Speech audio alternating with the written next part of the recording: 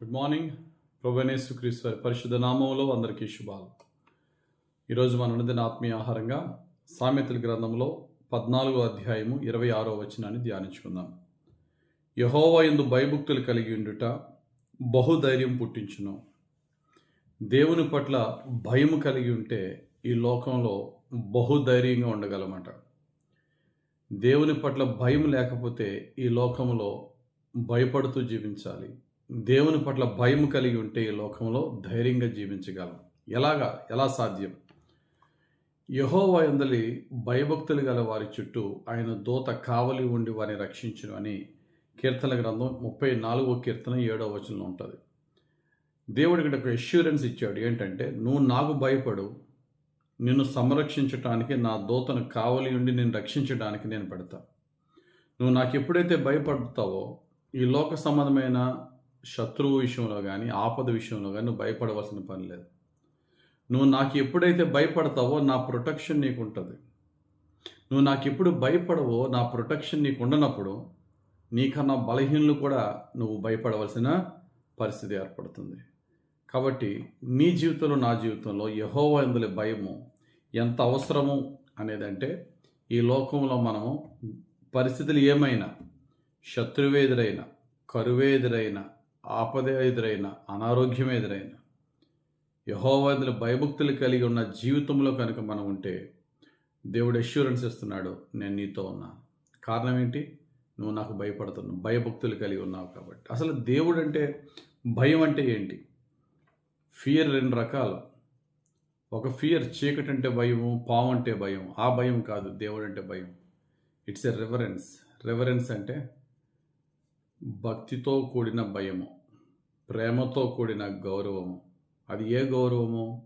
ఆయన నేను ప్రేమిస్తున్నాను కనుక ఆయనకి ఇష్టం లేని దాన్ని నేను అసహించుకొనిచున్నాను. అది సింపుల్ డెఫినేషన్. ఏంటంటే, fear of God is hating evil. అదే సామెతల గ్రంథంలో ఈ మాట ఉంటుంది. సామెతల గ్రంథం 8వ అధ్యాయం 13వ వచనం. యెహోవా యందు భయభక్తులు కలిగి ఉండుట చెడుతనమును అసహించుకొనుటయే. దేవుని భయభక్తులు అంటే ఉంగొంగి దండం పెట్టడం, సిలువ కనబడితే సిలువ గుర్తేసుకోవడం, లేకపోతే ప్రార్థన చేయడం, ఇదే అనుకుంటారు. అది భక్తి అవ్వచ్చు, కానీ భయం కాదు. భయం అంటే నా ప్రభువుకి ఇష్టం లేని దాన్ని నేను చేయను. భక్తుడైనటువంటి యోసేపు పొతీఫరు భార్య శోధించినప్పుడు, ఎవరు లేరు, ఎవరు చూడట్లేదు, నా కోరిక తీర్చు అని బలవంతపరుస్తున్న సమయంలో, ఎవరు చూడకపోయినా నా దేవునికి వ్యతిరేకంగా నేను ఈ పని చేయను. కారణం ఏంటి? యోసేపుకి దేవుడు అంటే భక్తే కాదు, భయము. భయభక్తులతో కూడిన జీవితం యోసేపు కలిగి ఉన్నాడు. అందుకనే దేవుడు యోసేపుని దీవించాడు.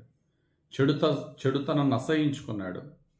చెడుతనాన్ని అసహించుకోవడం వల్ల ఆయన కొన్ని కష్టాలు ఎదురైనాయి, కానీ యోసేపుని దేవుడు విడిచిపెట్టలేదు. నీ జీవితంలో నా జీవితంలో కూడా నిజముగా దేవుని భయము భక్తి మనకుంటే, ఆయన పట్ల అపారమైన భయభక్తులు మనకుంటే ఈ లోకంలో ధైర్యంగా మనం జీవించగలం.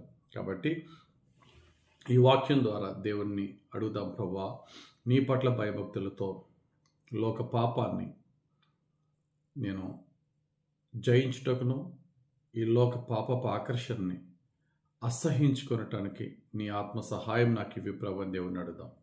ఎప్పుడైతే దేవునికి భయపడి ఈ లోక పాపాన్ని అసహించుకుంటామో ప్రతి ఏరియాలో దేవుని యొక్క సంరక్షణ కాపుదల మనకి హెచ్చుగా ఉంటుంది.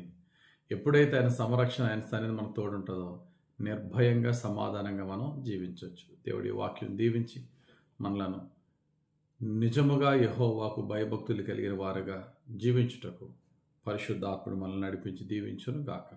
ఆమేన్. పరిశుద్ధుడా, ప్రేమ కలిగిన తండ్రి, నిన్ను ప్రేమించి నీకు నీ పట్ల భయభక్తులు కలిగి ఉండి, నీకు ఇష్టము లేని దాన్ని మేము అసహించుకొని నీకు ఇష్టమైన దానిని చేసి, నిన్ను ప్రేమించి ఆ ప్రేమను క్రియల రూపంలో చూపించి నీ యొక్క సంరక్షణ మేము పొందుకొని ఈ లోకంలో దేనికి భయపడకుండా ధైర్యంగా జీవించే భాగ్యం దయచేయమని, అయ్యా మా శరీరేచ్ఛలను నెరవేర్చుకోకుండా నీ ఆత్మ సహాయంతో నీ హృదయ వాంఛనలు తీర్చే జీవితం మాకు దయచేయమని యేసుక్రీస్తు ప్రభు పరిశుద్ధ నామంలో ప్రార్థించి వేడుకొంచున్నాం తండ్రి.